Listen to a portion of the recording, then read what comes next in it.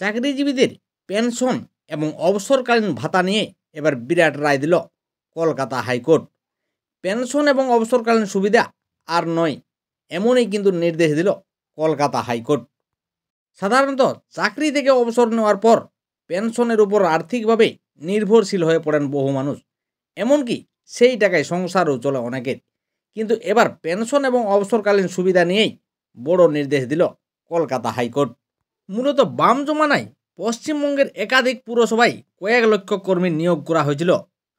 পুরো বোর্ডের অনুমতি থাকলেও অনেকেই আবার কিন্তু রাজ্যের অনুমোদন পাননি। আর এতদিন অবধি পুরসভার ফান্ড থেকে তাদের মাইনেও দেওয়া হতো। কিন্তু এদিকে পুরো আইন বলছে চুক্তিভিত্তিক কর্মীদের ক্ষেত্রে রাজ্যের রীতিমতো কিন্তু বাধ্যতামূলক। আর এবার তাদের পেনশন এবং অবসরকালীন আর্থিক সুবিধা নিয়ে এবার বড় নির্দেশ দিল কলকাতা হাইকোর্ট।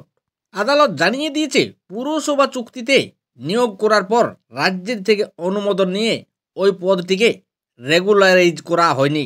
ঠিক সেই কারণেই পুরো আইন অনুযায়ী তিনি কোনো সুযোগ সুবিধা পাবেন না। কলকাতা হাইকোর্টের বিচারপতি কৌশিক চন্দ্রের সিঙ্গেল বেঞ্চের তরফে এই রায় দেওয়া হয়েছে। বাম জমানায় রাজ্যের সকল পৌরসভায় নিযুক্ত চুক্তিভিত্তিক কর্মীরা কোনো পেনশন এবং অবসরকালীন ও অন্যান্য আর্থিক সুযোগ সুবিধা পাবেন না। রাজ্যের অনুমোদন ছাড়া শুধুমাত্র যাদের পুরো বোর্ডের অনুমোদন নিয়ে নিয়োগ করা হয়েছে, শুধু সেই সকল কর্মীদের ক্ষেত্রেই সেই নির্দেশ দিয়েছে কিন্তু উচ্চ আদালত।